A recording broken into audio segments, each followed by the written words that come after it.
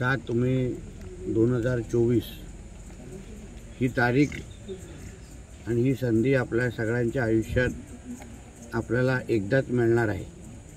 ही तारीख पण आपल्या आयुष्यात एकदाच येणार आहे आणि परत 5 वर्षानंतर म्हणजे 2029ला आपल्याला परत एकदा ही संधी उपलब्ध होणार आहे।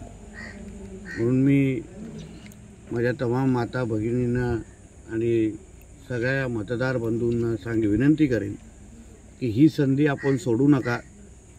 आपल्याला कोकणाला परिवर्तन घडवण्याची एक संधी आपल्याला हातात आलेली आहे।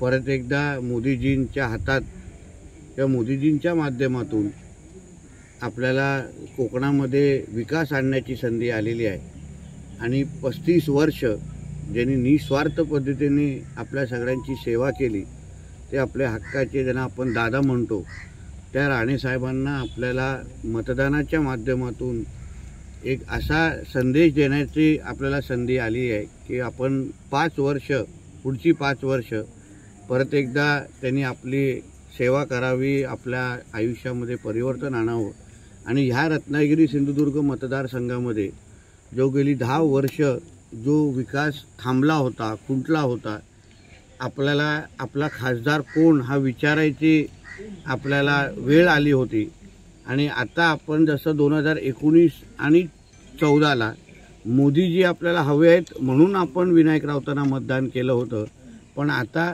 आपल्याला मोदीजी हवे असतील, मोदीजींना आपल्याला देशाचं नेतृत्व करायला परत एकदा संधी द्यायचं असेल तर आपल्याला सन्मान्य राणे साहेबांना मतदान कमळ चिन्हाच्या समोर 2 नंबरवर बटन दाबून आपल्याला त्यांना संधी द्यायची आहे। तर मी आपल्याला विनंती करीन की आता आपला जिल्हा ह्या मतदारसंघाचं 62 म्हणजे 42% 62 नाही 42% मतदान झालेलं आहे आत्तापर्यंत, म्हणजे दुपारचे 1-1.5 वाजतापर्यंत तो आकडा आहे 42चा।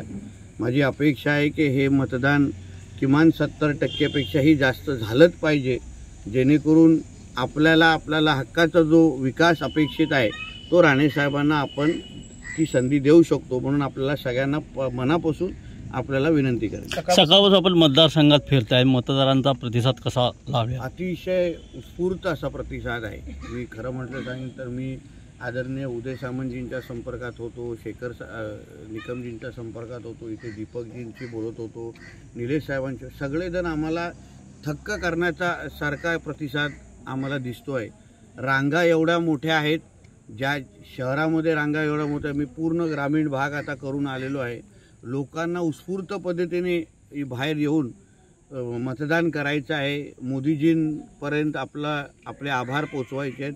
आपल्या हक्काच्या दादांना असे असंख्य तालुके आहेत ज्यांनी कधीच अजूनपर्यंत राणेसाहेबांना मतदान केलेलं नाही। राणेसाहेब आमदार म्हणून निवडून येत असताना फक्त कणकवली आणि मालवण आणि कुडाळ या 3च तालुक्याने आत्तापर्यंत राणेसाहेबांना मतदान केलेलं आहे। त्यांना दादांना मतदान करायचं आहे। नवीन जी पिढी आहे जी पहिल्यांदा मतदान करते आहे त्यांनाही मतदान करायचं आहे। एक चांगलं म्हणजे एक वातावरण, म्हणजे हे काय मी कोणावर टीका टिप्पणी करणार नाही, पण असंख्य जुने शिवसैनिक ज्यांनी 1990 पासून जे राणेसाहेबांशी जोडलेले आहेत तेही काही मला भेटले आणि तेही मोठ्या प्रमाणामध्ये यावेळी राणेसाहेबांना मतदान करण्यासाठी बाहेर निघत आहेत। कारण का त्यांना हा विश्वास बसला आहे की आत्ताची जी काही उभाटा नावाची जी काही शिवसेना उद्धवजी चालवतात ती बाळासाहेबांची शिवसेना नाही आहे। ती बाळासाहेबांची शिवसेना जी त्यांनी 90 पासून जी राणेसाहेबांच्या माध्यमातून पाहिलेली ती बघितलेली आहे। म्हणून कडवट शिवसैनिक पण बाळासाहेबांना मोठ्या प्रमाणामध्ये मतदान करण्यासाठी निघतोय। नक्की होणार, कारण का उत्स्फूर्त पद्धतीने मतदान अगर बाहेर झालं तर त्याचा फायदा आमच्या महायुतीच्याच उमेदवाराला होणार, आमच्या NDAलाच होणार। म्हणून मी परत एकदा मतदारांना आवाहन करेन की कृपया आता जेवणाची वेळ संपलेली आहे, 3 तास उरलेले आहेत, ह्या 3 तासामध्ये तुमचा 1 मिनिट बटन दाबण्याचा तुम्ही फक्त आम्हाला द्या म्हणजे मतदान करून, आणि पुढची 5 वर्ष आपल्या आयुष्यामध्ये आम्ही काय परिवर्तन आणू शकतो जे तुम्ही गेल्या 10 वर्ष बघितलं नसेल हे तुम्हाला परिवर्तन आम्ही आणून दाखवू।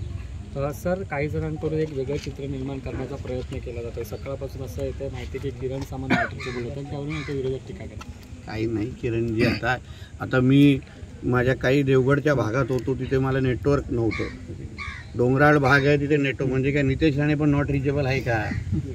असं नसतं का आम्ही प्रत्येकजण आपल्या आपल्या पद्धतीने मतदारांपर्यंत पोहोचण्याचा प्रयत्न करतोय.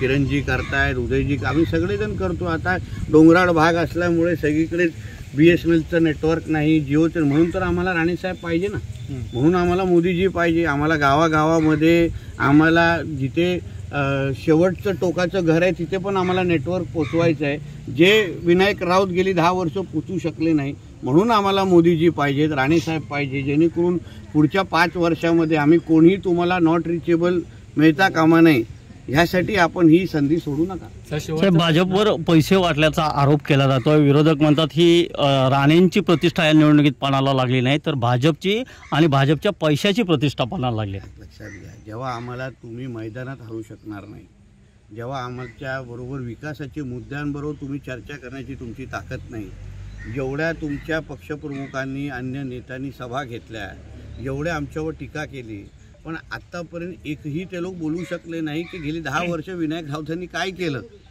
गेली 10 वर्ष तुम्ही नेमकं या रत्नागिरी सिंधुदुर्गासाठी काय दिलं, मुलांना काय रोजगार दिलं, म्हणून मैदानात हरवू शकल्या नसल्यामुळे अशा शेंबड्या पद्धतीने आरोप करायचे आणि लोकांची दिशाभूल करायची. म्हणजे एक आहे की त्यांनी पराभव मान्य केलेला आहे, त्यांना कळून चुकलेलं आहे, मग कारणं कुठलीही द्या, कळून चुकलेले आहेत. राणेसाहेब जिंकलेलेच आहेत, फक्त आता लीड जवळपास 3-3.5 लाखाची आमची वाढते, एवढं विश्वासाने सांगतो.